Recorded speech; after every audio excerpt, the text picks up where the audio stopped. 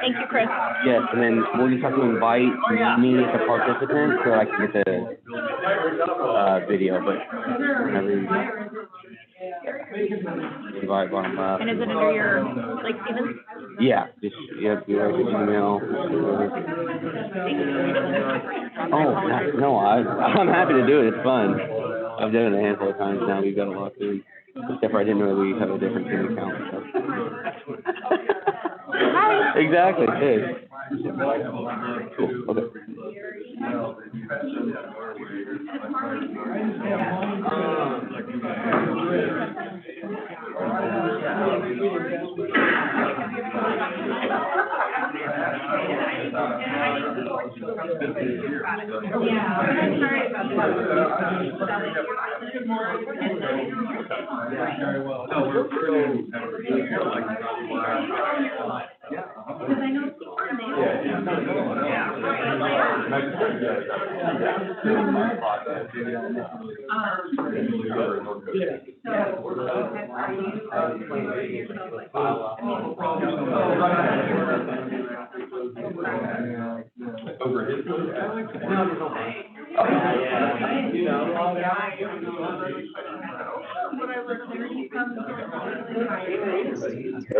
All the free time he's daily, man.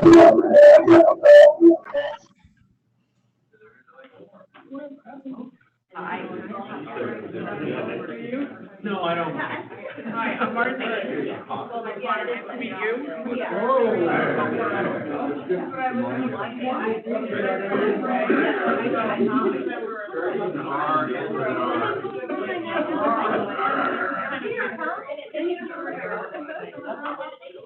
Yeah, we're in. You go to the meeting. Oh, yeah, let me know. Where you want to go. You want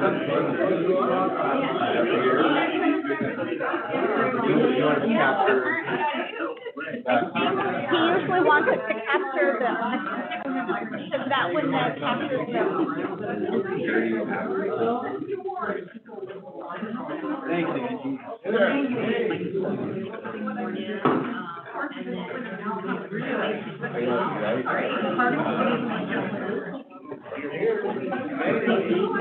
Chris, do you want to angle it a little bit more this way, just to the left? Morning, Kyle.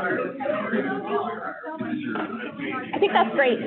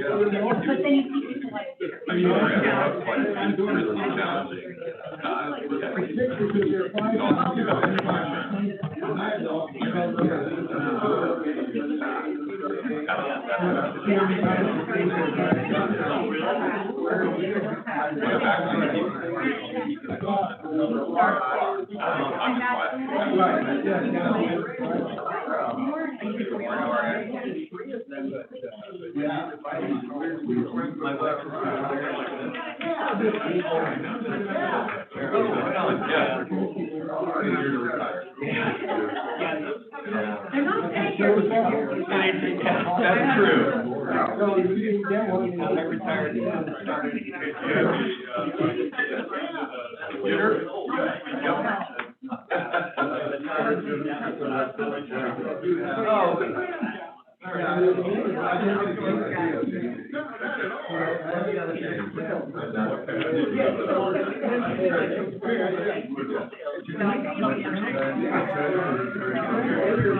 One minute.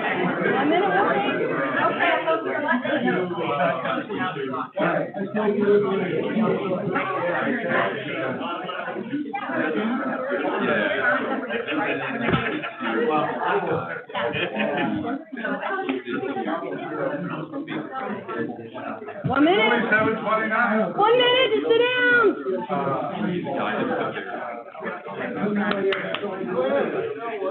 All right. Okay. Good morning, good morning, good morning. Gary, you want to lead us in the, find your Would seat? you join me in the Pledge of Allegiance? This way. I pledge allegiance to the flag of the United States of America and to the republic for which it stands, one nation, under God, indivisible, with liberty and justice for all. Four-way test. First, is it true? Second, is it fair to all concerned? Third, will it benefit That would be beneficial to all. Beneficial to all concerned. Bacon. Or, Arr, remember, Vikings? Good morning, Sam. Good morning. Good morning. Okay, so, Eileen, oh, yes, where are you? There you are. Right here. okay, Sorry, my bad. my bad. Pull it up. Great people are those who make others feel like they, too, can become great. Mark Twain. Thank you. Okay, so now we have, do we have any guests today? Hi, I'm Marlene Rouleau. I'm with Monroe Rotary Club. But I live in Lake Stevens, and my friend Greg here, who's also Monroe Rotarian, suggested that I continue with it. So here I am. Thank you. And I believe we have our speakers here today. Yeah. Christina and Ryan. Don't forget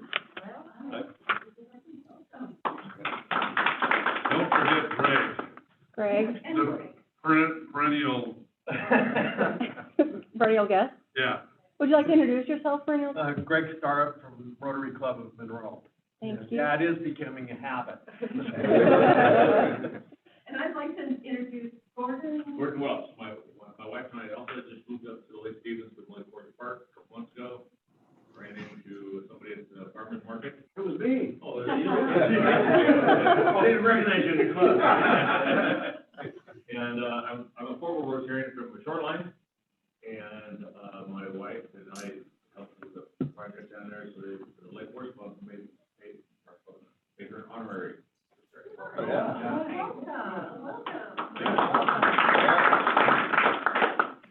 Okay, birthdays. We have one more. Oh, one more, I'm sorry. They did her. Oh, I missed you. We can sit down now. You can sit down now. I'm new. Okay, birthdays, no birthdays, anniversaries, Jackie and Al Shaheen today, Kevin and Nancy O'Brien, the 24th, and Hannah and Adam, the 29th. Congratulations, that's amazing, awesome. Announcements. Do you have any announcements? Can you ask Sam to mute herself? Because that's why we don't. Sam, can you mute yourself, please? Yeah, you. Oh, she is now. Are you muted? I don't know. Not usually.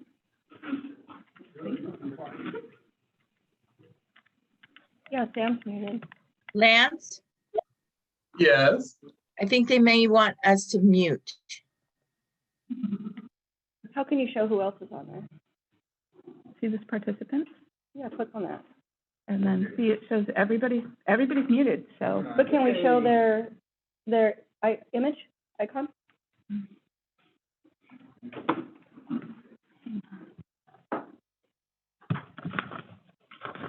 Yes, give me just a second.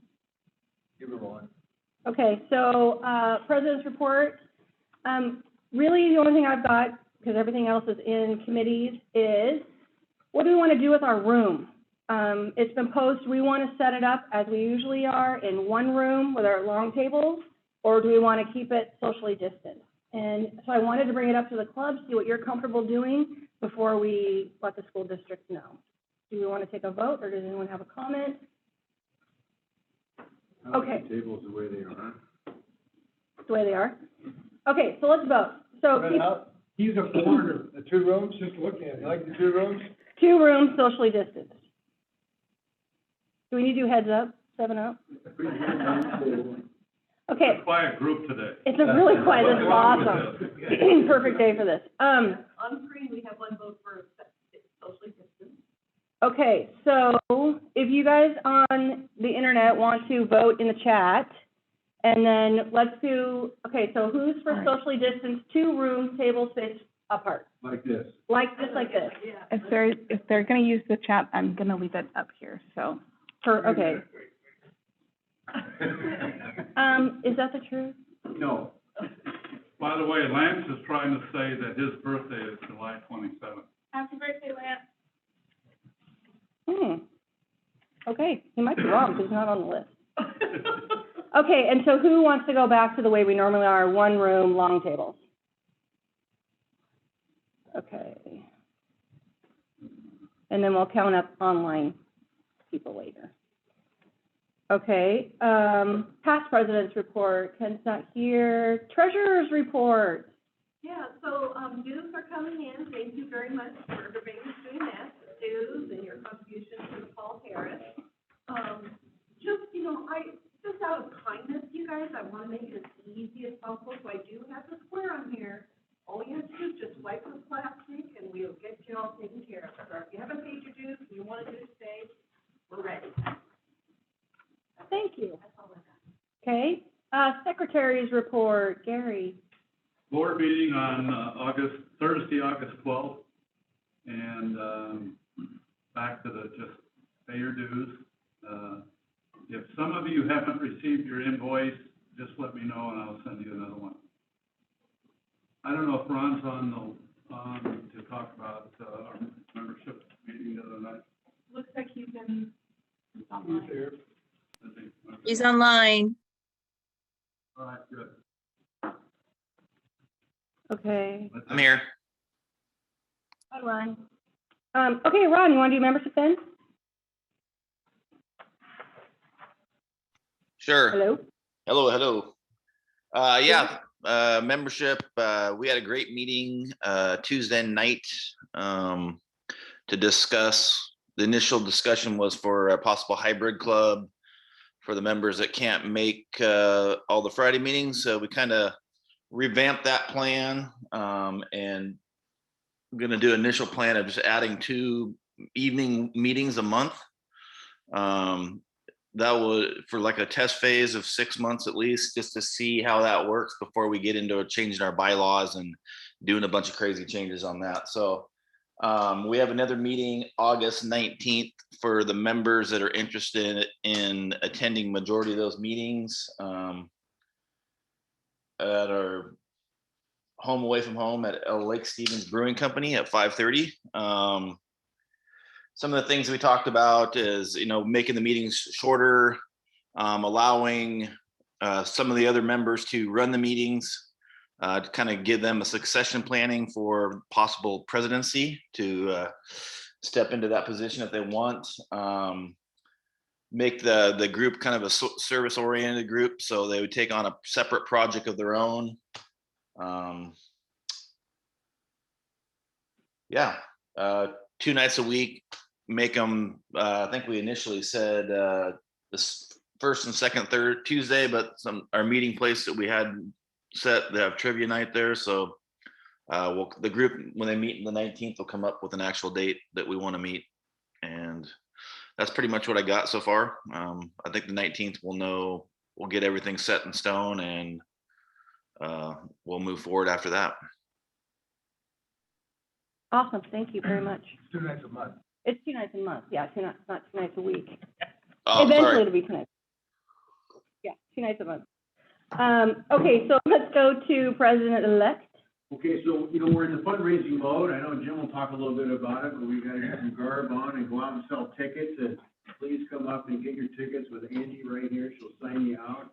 One of the big things is there's a beer garden this weekend, so we want to go to the beer garden, sell tickets, or to your friends or whatever. Second thing is, we have to make sure at the end of the day, we have to turn all the unsold tickets back in for gambling purposes. So we remember that, don't let your dog eat the tickets, because we gotta turn them back in, the ones that don't sell. And we wanna get our sponsorships out there. We still have sponsorship forms, so take those to your friends and businesses that you do business with and ask them to participate in that. So we wanna have a lot of income coming in so we can help the community out. Excitement, right? Come on now. Yes. Let's do it. Everyone is very excited today. So beer garden, so tonight, Friday night, starting at 5 o'clock down at North Cove, it's sponsored by our friends at Meathead. The proceeds of the beer portion go to our friends at the Lake Stevens Arts and Parks Foundation. And so I would love it if everyone came dressed in your Viking garb, or not, but it's more fun if you are. And sold our Coin Quest tickets tonight, and then tonight's alumni night is kind of the theme, alumni and community night. And then tomorrow night, there'll be a live band tonight also, who's really good. I've heard them, they're awesome, so that'll be really fun. And then tomorrow night, starting at 5, is another beer garden with the Lake Stevens Community Band.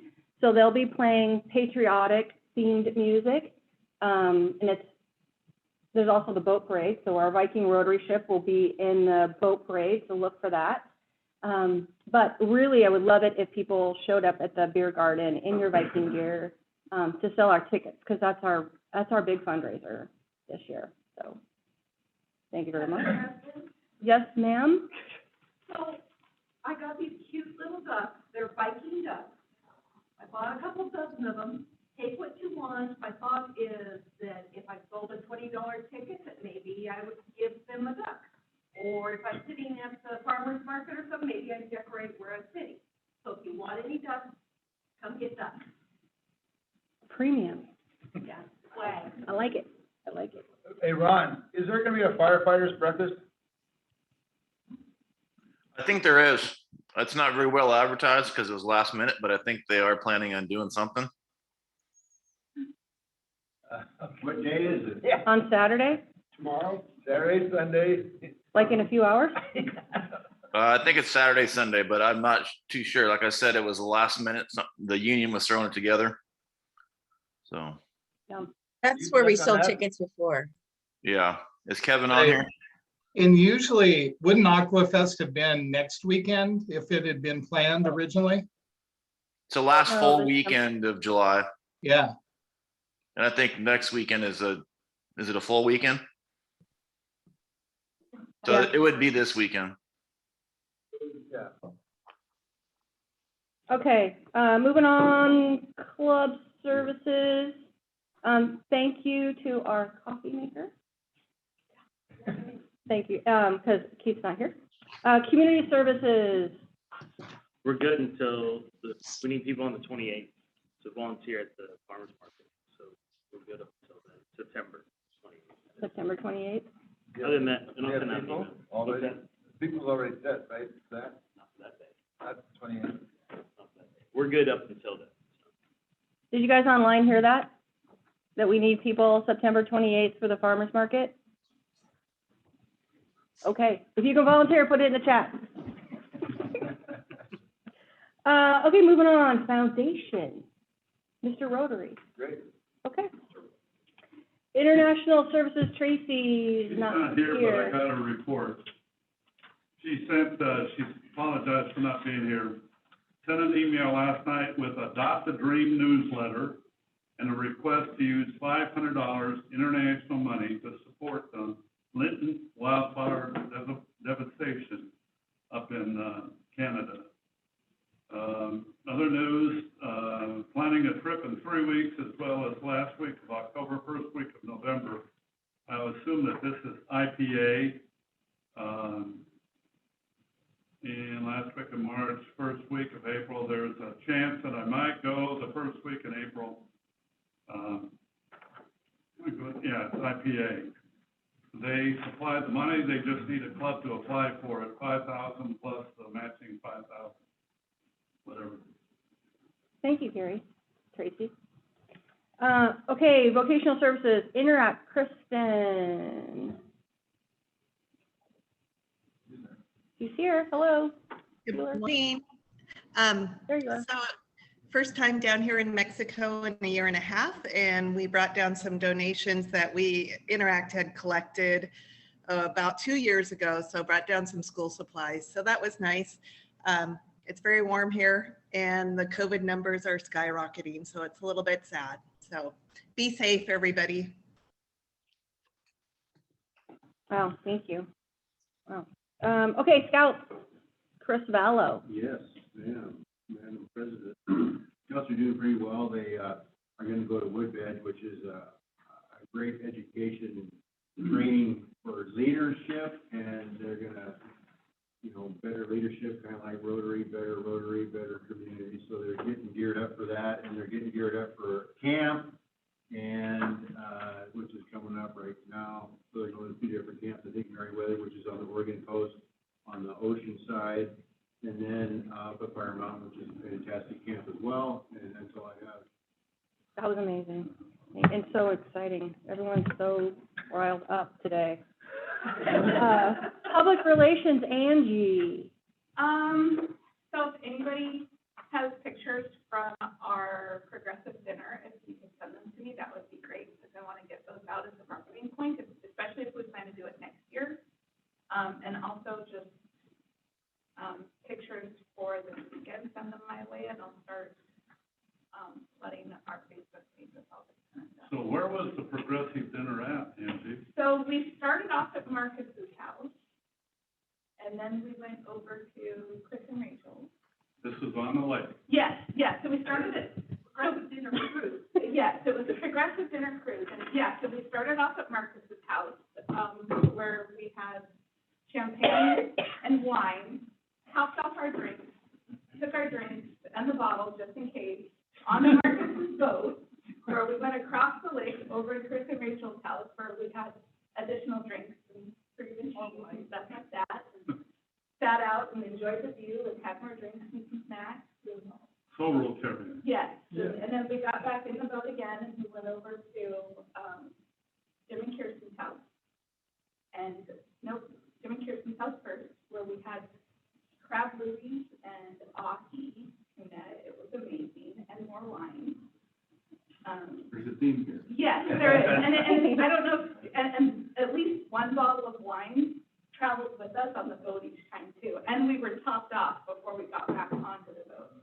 So then, after our crab release and ahi tuna and wine, we got back in the boat, where we went over to Dawn and Eve, thank you. I'm getting flustered, can you tell? So we went over there, and I'm not exactly sure how that pork and chicken was prepared, other than to say it was amazing. And we, again, got to have more wine and a wonderful, beautiful view of the lake. And then we got back into the boat, wine topped off again, where we went over to Sam and Mariah Lowe's, and had s'mores and cheesecake, and I think there was wine there, or I spiced my hot chocolate at that time, so I stopped the wine and went for a spiced hot chocolate, and then, back over to Marcus's house and home. It was very nice, a lot of fun, and amazing food, and amazing hospitality from our host. And we had a designated driver. Yes. There we go. Yeah, we had our designated captain, Marcus. So it was a lot of fun. I'm hoping it comes up as an option item again. Although I should say it was horrible, because it will help keep the price down for me, but no, it was a lot of fun. It was great. Okay, so DJ's on vacation today, so we've got Scott. Speaking of auction, Speaking of auction, we're only only 2 months away from our course and case event. from our course and case. I mean, we're really late on the planning of this now. I don't know what's happened. I mean, we were focusing on our sponsors and getting the tickets and stuff like that. But we really have to ramp up. Everyone needs to come up with their auction items, and we're gonna have to get the ticket out, to start recruiting people with guests and stuff like that. Eileen? Is there a specific theme, or is it Mikey? I'm just double checking. Okay. Also, I think, everybody should bring a couple of bottles of wine, a couple of bottles of beer. Yeah, we've done that, right? we do. We need to zero in on that. Not in. We need a meeting, Mr. Vallow. Yeah, let's take a meeting. So. What? All right. What? And then I have Did anyone another bring any wine? thing, so all the people on the boat are we're gonna meet at 5:30 at Marcus. Is that doable? I think we talked about that last week. Who's on your list? Gary can't make it. Angie, Lori, Gary is off the list. Gary can't make it, but Connor may sub in. But, all right. Yeah, Great. yeah. And Don, and Rochelle, and Marcus, and then, so we'll meet at 5:30, get the boat all prepped up and get tuned up and, get ready to sail. Tuned up. Tuned up. Yeah. Involved going? Yeah. Yes, Oh, there yeah. is anything you wanna bring, man, It's Rotary. and it's, oh, yeah. Does that go to Don't think it. I don't think so. You can actually drink in your boat on the lake, you just can't be, Driving it. well, you can be driving it, you just can't be intoxicated. That's- But we don't promote drinking We and don't driving promote that, on the but lake. it is, I mean, I always thought, you know, always hit it when the cops went by and stuff like that, but there's a loophole in the laws that you can. No, there is not. We should always have a designated driver on our boat. We drank plenty on Marcus. Yeah. Here it comes. Rotary says, So, and also Hungry Hearts is doing. There's a theme going through this whole thing. The school drive again, and they're looking for donations, and maybe I'll pass this around and people can take a look at it, and we'll put it maybe in a post. We've always helped out before, we did the backpacks for them 1 year, so, it's a good thing, there's several drop-off locations too. yeah, I think Williams Real Estate's one and, sewer district. so, all right. Okay, are you good? Michelle, I noticed that a couple comments went in. No pancake breakfast, didn't have time to put it together. Oh, Shoot. And then something about youth protection. Oh, youth protection, Lance. Hello, Lance, go ahead. All right, well, first thing from vocational, thank you, Lori, for sending out all the checks for the scholarships. That's done. And I've not received one call, so I think we did it early enough. Rotary 50/50 has a youth protection policy for any Rotarian who has interaction with people under the age of 18, or they say interactors that might be slightly older than age 18. And one of the things that I've written in the policy, we're all volunteers, right? And so this applies to volunteers with Rotary who may have contact. So in my mind, it's Interact, Rotaract, maybe some of the trash pickups, transporting any person, whether it's to a trash pickup location site or whatever may come up, and definitely the scouts as well. So what the policy says is any one of us who are going to volunteer with youth or young adults need to have background checks every 2 years. So at the last board meeting, this responsibility was given to the vocational chair. So I've now pretty thoroughly read the policy. And I'll maybe make some recommendations to the board at our next board meeting about what we should do to implement this as a club. Thank you, Lance. I don't recognize you without your glasses. Don't look like the same guy. Thanks, Lance. Okay, so Scott, Raffles? I'm ready. Yes, we're ready. Well, it's been 20 years since I've done this, but it's fine. And we're staying on time. Could you pick a ticket and read the last 3 numbers, please?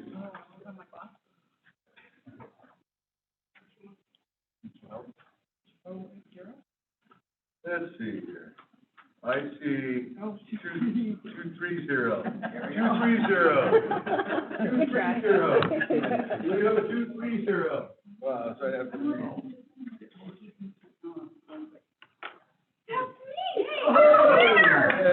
Okay. Nice, Lori. Okay, get your lucky dog. Oh, okay. But you got $5. You are a winner. Well, let's see here. We gotta start with some fines. So, name tags. Who doesn't have their name tags on? I don't. Lance doesn't. Forgot his glasses too. Well, actually, it's name tags and rotary pin or rotary apparel.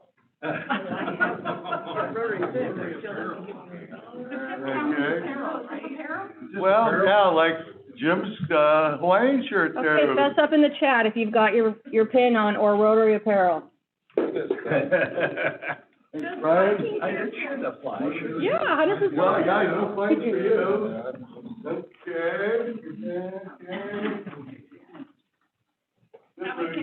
Okay, you're good. We don't typically find guests. Okay, but I don't have a pin on, so. Okay, we'll take your money though. You're good at that. Oh, good, man. Nancy, you good? I got an extra. Okay. You got your badge in? I got my badge, but I don't have my pen. Yeah, but you got whatever you do, you got the hat. Okay. Those are the dollars that come out. Okay. Let's see, any other fines? Anybody want to sell fines for anything? Now we'll start with Happy Bucks then. Who's first? Hold up your dollar. Okay, I'm first. Okay. I'm happy because it's Friday and we're getting together and having a good time this weekend, so let's start to make lots of money. Money. Here, I've got a happy five, one for the amazing Viking shield that you guys will see this weekend that my friend made for me, and just to be able to get all this stuff going again this weekend, it's not a full off with us, but it feels more normal and it's good. Tell them why you feel like you need a shield. Because the boat parade is also a water balloon fight. Joyce, it looks like you're happy. I'm just happy to be here, and I am just super happy to be able to walk. Oh, okay. Sometimes it's just the simple things, isn't it? Okay, oh, there's another dollar. I have a happy free last Friday. Last Friday, okay. And so, just happy about the, Breakfast Dinner Cruise. It was So so much fun, and I didn't realize it. I never really did on the lake. But I'm. It was fabulous. Ah, And, I'm very excited it's gonna go for a while. well, I think I'm gonna bid out, okay. Friday, good weekend ahead. Lauren? I'm always happy when I can get up and go to Rotary on Friday. We're happy you're here.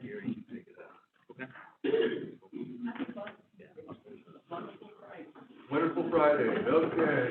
Here we go. Happy Five, last weekend, my family and I did a 4-day whitewater rafting, trip, on the Deschutes. And you survived that river. Survived, yeah. There was a class 4 that defeated me last trip, and I conquered it this time. Oh, right. So did you have a guide or? Yeah, nice. Yeah, good. Moffett area. Okay. I got a happy buck because the clock is right. Okay. Do you have any more? Greg's the only one that recognized that. No more $50? Well, I got a couple $50. I'm just happy to be back there. I think it's the second week in a row, and happy it's gonna be a sunny Friday. There's a couple, Scott. Oh, I'm sorry. So I'm kind of happy about everything going on this weekend with the fireworks and parade, and then we're getting on the boat here in a couple days and taking on for a couple weeks, so. See you then, get back. Perfect. Okay. Did I miss anybody? Okay, back to you. Okay, what about online? Oh, I People got in space, I got a happy 10 for an announcement and an apology. I couldn't be there this weekend. I forgot about other arrangements, so I can't dress up in my Viking garb, and I'm pretty sad about that. But and sorry about the pancake breakfast. I just didn't have enough time to put it together.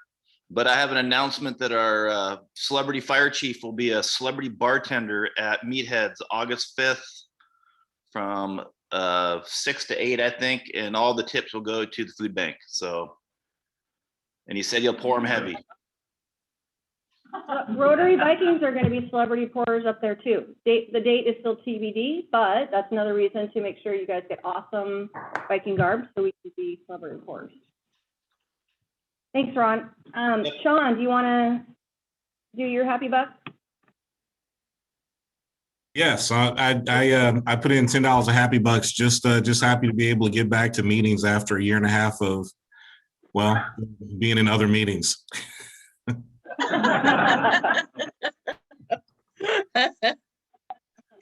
Okay, Lance, do you want to do yours? Sure, just happy for another trip around the sun. I'll make sure that my Rotary profile is updated if it's not. And I'm going to spend the next 2 nights at Evergreen Speedway. Some big races going on out there this weekend. That's awesome. Happy birthday, Lance. Sorry that I missed you. We didn't sing to him. Oh, do you want us to sing? Oh, yeah, he doesn't have a choice. I want Sam to sing. Okay. You ready? $3. Happy birthday. What are we talking? Are we gonna sing? Can I sing? Please Okay. sing. Please. All right. Happy birthday to you.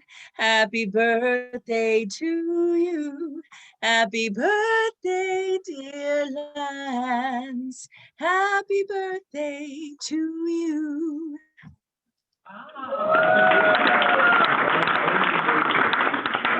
Awesome. Thanks, Sam. That was awesome. Okay, any more happy bucks online or in person? We're good? Well, I actually have 5 kind of disgusting bucks. We've never had disgusting bucks. Any good Norwegian knows that Vikings did not wear horns. I'm not wearing them. That helmet has horns. Okay, what? Yeah, Vikings got a big sword. Yeah, I'm wearing it now. I'm a Norwegian. I can wear what I want. Oh, that is a great sword. I know, isn't that awesome? Yeah. Keep you guys Oh, alive. yeah. Okay. Okay. Any more Oh, money? sorry, keep them at bay. Any more money on the table? Okay. Okay, any more money, any more? Look at my hat. It's amazing. Look at me online. It's not like Jeff Bezos' cowboy hat, but it's close. Okay, John, do you want to introduce our awesome speakers today? I sure do. Thank you very much. Are you ready? Yeah. Awesome, cool. We're so happy to have you. Our speakers today are Christina and Ryan Hillsberg, and they are authors. And interestingly enough, they are former CIA, among other organizations that they worked for. And Christina, I understand that you were focused primarily in Africa as an analyst in your career. And Ryan, sounds like Europe and other parts of the world as well. Christina went on to be with Amazon in Amazon security. And I assume it was more on the, we'll call it internet-based type of security and that type of thing. And Ryan went on to be a part of Pacific Northwest National Laboratories, PNNL, and they're Richland, I believe. Yep. And I had a career with them in security or Correct. similar type stuff. So their book, which is very interesting. I think my family is going to be listening to this. Oh, great. We record this for online as well on YouTube. So, but it's titled License to Parent, and it's how my career as a spy helped me raise resourceful and self-sufficient kids. So that kind of is it's an interesting stretch, but I think we're all real anxious to hear about it. Great. So thank you very much for coming. Yeah, thanks for having us. So you're maybe wondering why we chose to come to a Rotary Club. So just a little bit of a background to you. I recently spoke to the Rotary Club of Chicago Cosmopolitan, which is the area in which I grew up. And it was a great experience just sharing about my background at the CIA and about our book. And we live in this area. And so we decided that it made sense to do outreach to Rotary Clubs in the greater Seattle area as a way to connect with the community and talk about our book and share our experience. So we'd like to just start by sharing a little bit about how we started working at the CIA. We both have, a little bit different stories of how we got there, what our backgrounds are, what we did at the agency, and then I'll talk about how, what prompted us to write this parenting book, a little bit about our story as a family, and then share a couple of the principles that we have in the book. And I think one of the things that is so great about this book is that you don't actually have to be a parent for it to be relevant. These are skills that every person should have. And we've actually, gotten some great feedback from readers who are, only have fur babies, who have read it in a day or two, a quick read and have enjoyed it and taken on these skills for themselves. And so we'll talk about that as well. So a little bit about me and how I got to the CIA and what I did there, and then I'll kick it to Ryan, who can talk about what he did there because we have very different roles. So I ended up at the CIA out of really happenstance. It was more of an accident than anything. I studied linguistics and Swahili and African studies at Indiana University. And I had planned on doing some type of humanitarian type job. And I interviewed for the Peace Corps and the CIA during the same week. The CIA interview was an accident. I knew there was a government agency on my campus. They were looking for foreign language speakers. I blew off the initial interview. My parents had said, you need a good, stable government job, go to the interview. And the recruiter actually stayed in town an extra day. He had seen my resume, and as it turned out, it was, very difficult for them to find African language speakers. And so he was very eager to meet with me. And so I sat across from him and he told me, he was from the CIA. And here I was in this interview that I had done no preparing for. I just thought, I'll just go to tell my mom I went. And, I'm like any college student, just kind of, not taking it very seriously. And here I am in an interview with the CIA. I'm thinking, oh my goodness. And he explains to me the job and says, you're going to be writing about African politics. You'll use your language skills. You'll travel back and forth to the continent. And I knew immediately, this is fantastic. And I was much more taken with that description than the Peace Corps interview I had. And so when both offers came in, I took the CIA route and I didn't look back, partially because once you're in the CIA, you could never be in the Peace Corps. So I couldn't look back, but thankfully I didn't want to. And within a few months, I was in the door, went through, of course, a security investigation and background check, which is very intensive, and polygraph, which gave me a little bit of trouble, but made it into the door. And I started as an intelligence analyst. And so what that means is I was analyzing all of the information that was collected in the field, which Ryan will talk to you about because that's part of what he did. And so I would analyze that information and I would write written products and also give oral briefings for the president, the cabinet, and other policymakers about what was going on in my area of responsibility. And so for my career, it was almost exclusively sub-Saharan Africa. And I was very fortunate to work in areas where the languages I knew were spoken. And so I would write these pieces we wrote for the President's Daily Brief book. So if there were disputed elections or we would warn of violence in an area, we would look for opportunities for U.S. engagement, and we would highlight those for our president. And then I would also write what was called leadership profiles, which are psychological and biographic assessments of political leaders, foreign leaders. So for instance, if our president was about to go to Tanzania, I would be responsible for writing a profile of whomever he was about to meet with, that country's president, let him know what this person is like to sit across the table from, what is their leadership style, what are their likes, what are their dislikes, what should you talk about, what should you not talk about, everything under the sun, which was a very, very fascinating part of my career that I loved. And then the latter part of my career, I switched over to the operations side, the clandestine side of the house, where I started collecting intelligence, and that is where I met Ryan. Take it to you. Sure. So yeah, I knew growing up as a kid, I always wanted to serve our country in some way, shape, or form. And growing up, part of me wanted to be at CIA. Part of me wanted to be Indiana Jones. Part of me wanted to do, there was some dreams that I had growing up, but I wasn't quite sure how to actually get it done. And so in college, I was trying to figure out what I wanted to do with my life. And so that desire to serve, that patriotism, continued to thrive.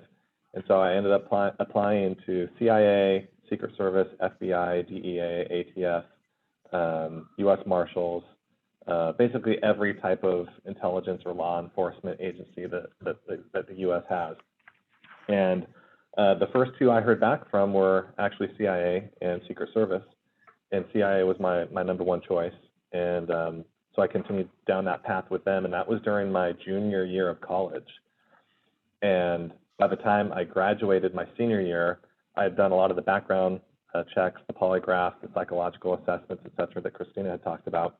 And so it was, joining the agency was actually my first job straight out of college, and I absolutely loved it. I was an operations, there's a few different terms for what I did: operations officer, OO, intelligence officer, case officer. There's a few different types of names for it. But basically, I was tasked to live overseas, collect intelligence of value, or steal secrets, another way of putting it. But anything that was important to the US government that wasn't public information, and whether that was foreign governments, foreign businesses, nefarious organizations, terrorist organizations, et cetera, trying to find people who had access to information of interest and then get them to turn and to provide intelligence to you, which you would then write up and send back to Langley, and it would then be sent to analysts who would then assess and pull different pieces of information together to produce a finalized intelligence product.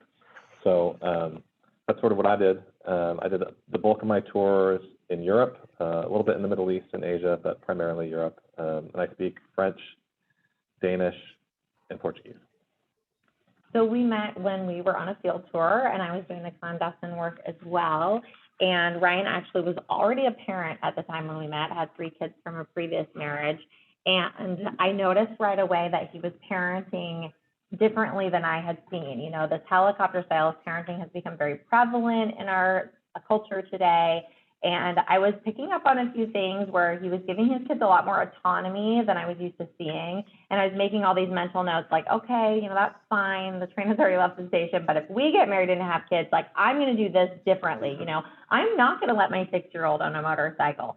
Never mind, fast forward, and our 4-year-old is on a motorcycle now, but I'll get to that. You know, there are some things that I won't do. And, you know, but why is he doing that? And I started to wonder, you know, what is he doing? These aren't careless decisions. These are thought out, planned things that he's doing safely. And what I realized is that he was actually applying a lot of what we had both learned at the CIA into his parenting style with the goal of raising well-rounded, security-conscious kids. And so what I realized is that these 2 parts of my life that seemed so different, my experience with the CIA and then later becoming a parent, when we had 2 additional kids together, so we now have 5, I realized that we could actually apply these things together and apply the clandestine side of the house and the analytic side of the house to raise these kids who are ready for the world. And it's not about, you know, making kids paranoid about the world. It's really about just setting them up for success and equipping them with life skills so that they'll be successful. And so we've done this in a really organic way with our kids, but we've codified it into, you know, simple, straightforward techniques so that, you know, people can pick up these skills for themselves or they can pass them down to their kids. And we have them here, and I can talk about, we'll talk about some of these skills, but what I'd love to do is pass this around if you guys want to look at it while we chat. And then if we are able to do sort of like a straw name, we'd love to get this copy away as well. So the skills, we talk about a variety of skills, and it's anything from what you might initially think of when you think of espionage, like teaching kids how to spot and avoid danger, being prepared for emergency scenarios. But we also talk about softer skills that might not immediately come to mind. You know, when you think of James Bond or Jason Bourne, you know, fill in your favorite spy, right? So there's communication, persuasion, technology. And so I want to start by just talking about one of those first more physical skills, which is how to spot and avoid danger. And I'll let Ryan kind of explain that. It's a term called get off the X. Has anybody heard this term, get off the X? It's also been used in the military a little bit. So get off the X, it's something that they teach at the farm at CIA's covert training facility. And basically what it means, the X equals danger. That's the bottom line. The X equals danger, and the X can really be anything. It can be a person, it can be a place, it can be an environment, it can be an atmosphere. And the idea is that you want to get as far away from the danger as possible. Oftentimes in a high adrenaline type of situation, people tend to freeze. They don't move. They tend to fixate and watch as events unfold around them. And this principle is that, you know, you want to get off the X. The longer that you stay on that X, the more likely it is that you will be harmed. You know, is it a person that's been drinking and you're about to get into their car? You know, is it a protest that turns violent?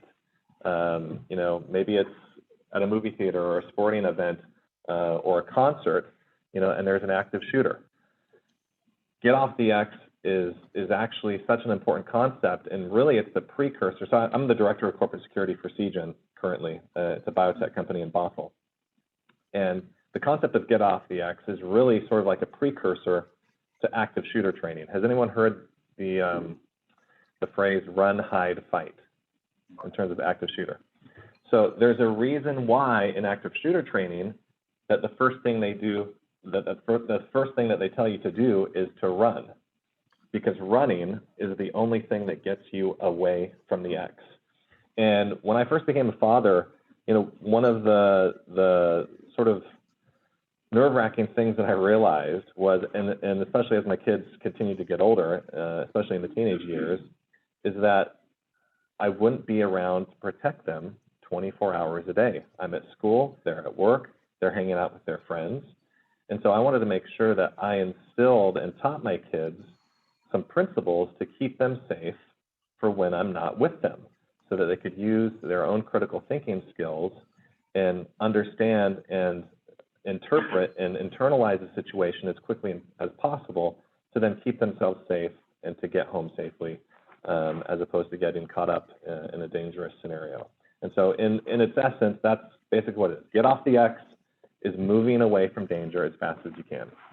And so throughout the book, we introduce these concepts. So the first part of the book is actually memoir and tells our story. It tells my story of joining the CIA and how we met and formed a family together. But in part two, we go through these principles through anecdotes and stories about our family. And there's a great story about our older two girls who thought that they were being followed one evening as they were walking through town on their way home, and how they got off the X, how they went a different route. You know, they didn't stay on the dimly lit path and go all the way home for someone to follow them and see where they live. They actually thought critically, ducked into a gas station. They had forgotten their cell phones. We have to remember these are kids and they're gonna forget things, and technology is gonna fail, and you know, they won't remember everything we've told them. But if they have these critical thinking skills and they're able to think on their feet and improvise, they ducked into a gas station, borrowed the phone, and called us. And so we include, you know, stories like this throughout the book to illustrate these points, but also practical takeaways. And so a few of the ones that we discussed in that chapter include things like listening to your gut, teaching your kids what that means to listen to your gut. And we use a couple movies for examples to illustrate that for our kids. But we also talk about the idea of listening to alarms and warning signals. If you look at the research from 9/11, you know, 90% of the survivors from the towers, you know, delayed their departure, sometimes up to 30 minutes, to do things like change their shoes, shut down their computer. And so it's, you know, sensitizing our kids to, if something were to happen or there is an alarm, even if you think it's a drill, respond with a sense of urgency. It doesn't mean you have to run out of the building and trample someone like George Costanza. I don't know if anyone is a Seinfeld fan here, but, you know, you don't have to do that. But, you know, respond with a sense of urgency and take it seriously. But then also we bring up the point that sometimes is a little controversial, and I will say I haven't taught this to my 3- and 4-year-old yet because I do want them to respect authority at this age. But this idea as kids become older that they can question authority figures, especially in emergency scenarios. And the example we use is the 2014 Korean ferry boat disaster, where 376 of the, let me see if I'm getting those numbers right. 376 of the 400 and some, sorry, I'm blanking on the numbers here, it's early, of the passengers perished, and the voice over the intercom was actually telling them to stay put. Many of those who died were students. And, you know, they're listening to the voice telling them to stay safe, stay in their rooms. The ones who didn't listen to that voice of authority are the ones who survived. It actually makes me think of the incident at Nationals Park during the baseball game just this past week. You know, you had a situation where there was a shooting outside the stadium. There was mixed messaging going on in the stadium. No one knew what was going on. They were announcing over the loudspeaker, stay put, the incident is outside of the stadium, stay put. Yet the screen said, exit the stadium through this exit and this exit. So you've got a situation where people don't know what's going on. You have to make a decision. You've got fans running into the dugout. You've got some fans hiding under their seats, some getting off the X, right? So these are situations that can happen. Luckily, that didn't end up being, you know, a larger event like people were worried. So anyway, so those are some of the tips with that topic, but we also discuss things like writing in the book. You know, a lot of people don't realize that one of the SPY's most prized traits is the ability to write well. So if you're on the analytics side of the house, which is where I was for the majority of my career, that's really our bread and butter. I like to say that I didn't learn how to write truly until I was at the CIA. And I do believe that, you know, their style of writing is so great, and I think it can be used in any career. I think it should be used in school, and I include the structure in the chat. We have a whole chapter about writing in there, and I include the structure of the papers. And I've actually had some teachers already reach out to me and ask to make handouts for their English classes in high school, and which is really exciting to hear because I think it's just a better way of conceptualizing and structuring papers and getting kids excited about something that I think can be fun. This idea of writing papers, my kids think I'm crazy. We have this like ongoing debate in our home about which one of us had the cooler job at the CIA. And I mean, spoiler alert, I always lose because, you know, you just can't compete with this like Hollywood idea of, you know, recruiting spies and stealing secrets. But writing for the president is very cool. So I like to get my kids excited about writing. We'll see, I'm working on it. So we include some tips about that in the book. Also, technology, I think, is a great and relevant chapter. You know, a lot of people will meet us and they'll assume that because we were spies, you know, we must spy on our kids. You know, what sort of surveillance techniques can you give us for our kids? And we say, well, actually, we like to give our kids a lot of autonomy because we, you know, for a couple different reasons. One, we want them to be savvy with technology. That's so important in our world today. And if we, you know, lock everything down and have this tight grip on them, we're actually doing them a disservice because they're going to be fumbling through these things. So if we can give them some access to things now and help guide them and, you know, give them some of that space, right? It's this constant battle of giving them freedom, but also having some boundaries. You know, they can learn things at a time where hopefully we're developing trust with them, and there's a chapter about that, where they feel comfortable coming to us if they make a mistake now, so that then they're, you know, savvier for later on in life. But the other reason is, you know, especially over the past year plus with the pandemic, technology has been what's connected, you know, all of us, and it's been so important, I think, for kids so that they haven't been isolated. So we want to make sure that we're giving them that freedom, and we talk about some tips in the book of just some principles to teach your kids to keep them safer so that you can give them a little bit more of that space to operate in that realm safely and smartly. So those are just some of the tips we'd love to do. Any questions if you have them? And like I said, if we can pull a name or something for the book to give away, we'd love to do that too. Yeah. So my sweet baby boy who's 39, when he was a teenager, discernment in selecting friends was an issue. So do you address that and how to teach kids to pay attention to the signs of who they associate with? Yeah, you know, we have a chapter on like consider the source, and we talk about vetting information, and I think that's very relevant and very similar to what you're talking about, the importance of our kids understanding, you know, not just a time where they've been dealing with, you know, is a fact and all this sort of fake news world that we live in now. But yeah, teaching them how to vet people, how to vet information, because that's so important in espionage, right? Because you're making sure that what someone is telling you is accurate and truthful. And Ryan actually has great sidebars. So throughout part 2, he has all of these sidebars that tell kind of more of his like operational type stories. And so he has a great story that he shares about someone who is fabricating information. And I think that's really relevant to our kids and how they're assessing people and assessing information and understanding mindsets and biases, and that there are multiple sides to every story. So I don't know if there's anything you want to add. Yeah, I would just add that, you know, I think at the end of the day, life is all about relationships, and especially at the agency, you know, in doing a lot of the field work that I did, it's all about those social interactions and being able to build relationships of trust with people, because at the end of the day, you're asking someone to commit espionage. You're asking them to either betray their country, betray their organization, betray their company, to provide information of interest to you. And nobody is just going to betray their country, you know, for anybody, you know, or for any reason. And sometimes it's called, so the recruitment cycle, when there's a target that we need to go after, you know, you want to spot the target, you want to assess the target, and then you start developing the target.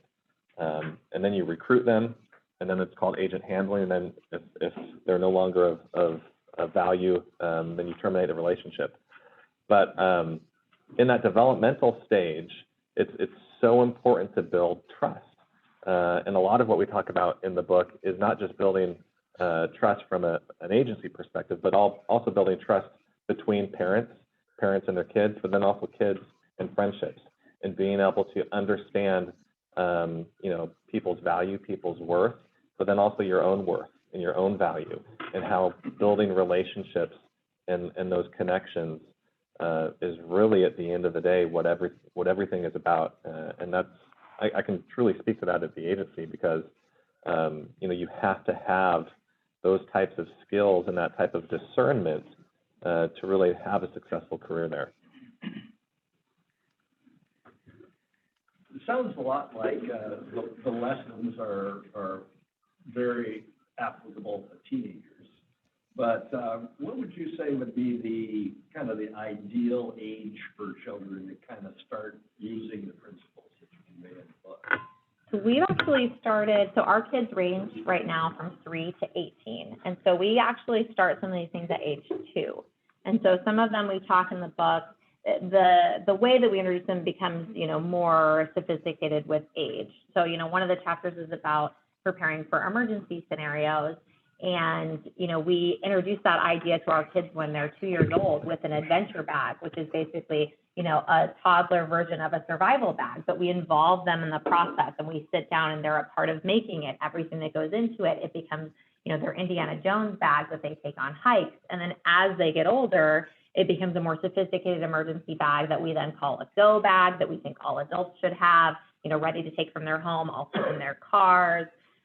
We also do things like teach security awareness around them. So we talk about the whole concept of surveillance detection. When you're at the agency and you are about to meet an asset, you have to take a surveillance detection route, which is essentially, you know, a route doing seemingly normal looking errands to so that you can detect if someone's following you. And then if you do have surveillance and you can confirm it, you would not go meet your asset, right? Because you want to make sure you don't show up to an asset meeting with surveillance, because the most important thing is to protect your asset who is, you know, meeting with you often at great risk themselves and their family, right? And so we use those skills and apply them to, you know, real life skills for adults and for kids to be more aware of their surroundings, so that they can be safer. And we talk about how to apply that for kids. And we start actually as young as 2 and 3 years old by pointing out, you know, makes and models of vehicles on the road, so that our kids are aware of them, you know, teaching our kids,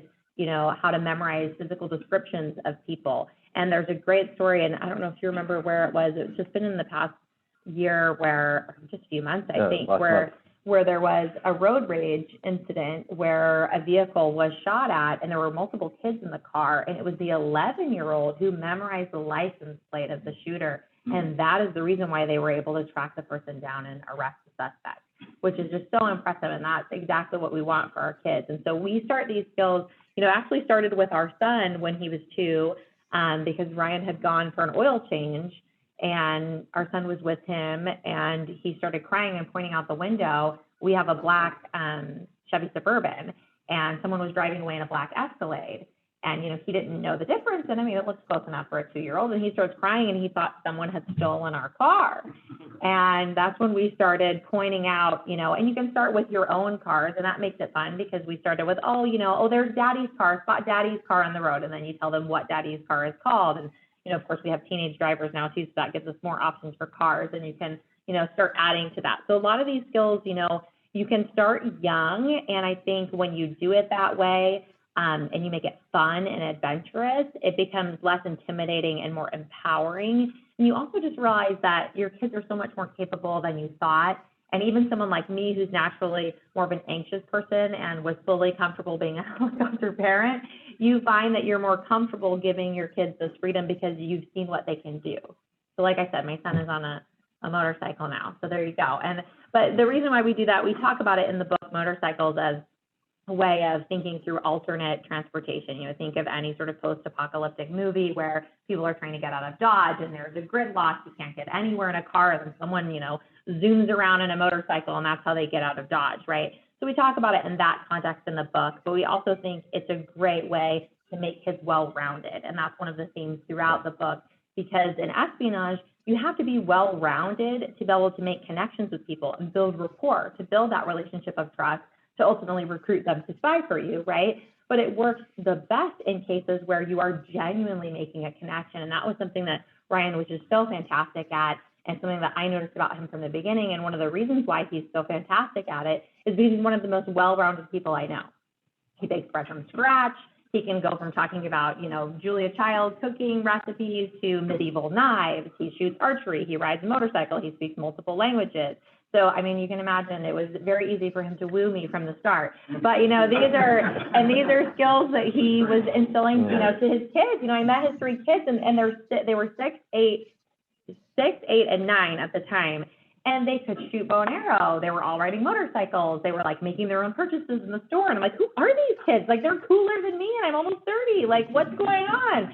So I feel like I'm constantly trying to keep up and pick up my own hobbies now as an adult, which is also something we discuss in the book too, like this idea that you're never too old to pick up new hobbies. And it's so great to model it for our kids, because when they see, you know, me trying something new, they can see that even mommy can try something new. And sometimes she's absolutely terrible at it, but she still tries it. And that shows them that it's okay to fail. It's good to fail. And when we do, we just get back up and try again. And I think that, you know, then we're always adding things to our repertoire. And so we talk about that as well. Yeah, in terms of failure, though, I think, and we talk about this several times in the book, failure at the farm, for example. And the farm is CIA's covert training facility. It's really the best way for you to learn. There are some exercises and some operations that I did at the farm that I completely botched. And most exercises and operations are specifically designed to ensure that the majority of students actually fail, because it's through fail. There's one example in particular that I will never do that again. You know, because I failed in that way, I'm extra cautious. You know, I think twice before you know, I do something, and that's specific. And I think it's actually a really good way that the agency trains their officers, because they try to make training so difficult and so stressful that anything that you do in the real world will be easy. And I can honestly attest to that. During my 6 months down at the farm, nothing that I ever did in the real world overseas was as difficult as what I did in training. And I think that gives you a level of confidence. It gives you a level of peace of mind. I've had training at various different tech companies and other government agencies as well over the years, and really nothing has really compared to that agency training. And I think it's based on that specific model of training, which I think is successful.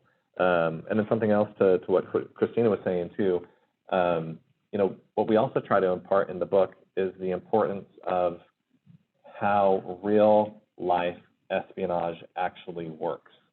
You know, it's not like the movies. You know, if a spy has to pull out their gun, or if they have to shoot someone, or if someone's shooting them, or if they're being chased, or if they're chasing someone else, they've done something wrong. James Bond is the worst spy in the history of espionage, because he can't go to a city without shooting it up and causing trouble. And the best intelligence officers, you know, they're out there in the field and they're doing things clandestinely. You'll never know who they are while they're in, and that's really the true measure of a good intelligence officer. So. Yeah. And I think that was important to us about writing, you know, a book that was authentic to CIA and, you know, genuine. And these are practical techniques, no flashy gimmicks, and anyone can use them. So thanks for having us. Thank you. And I think we have Don't go ahead. Okay. Okay. I've got, what do I read? Last three numbers? 237.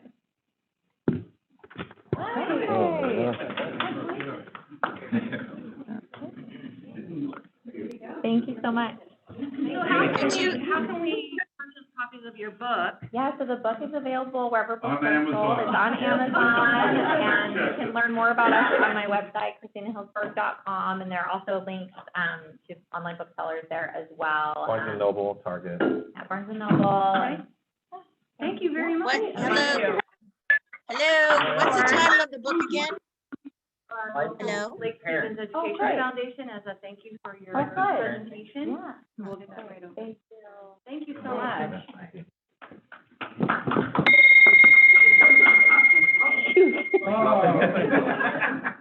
I didn't get into the middle of the room, but I have tickets here in case anybody wants them to sell.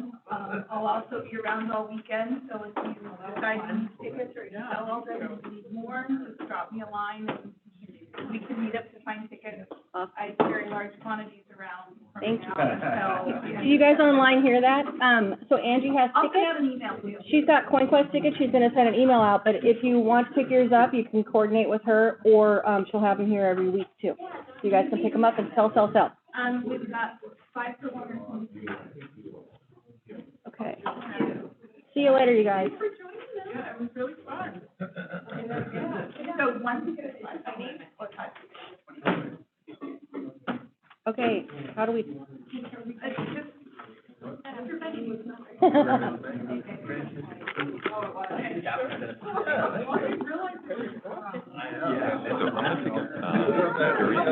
Yeah.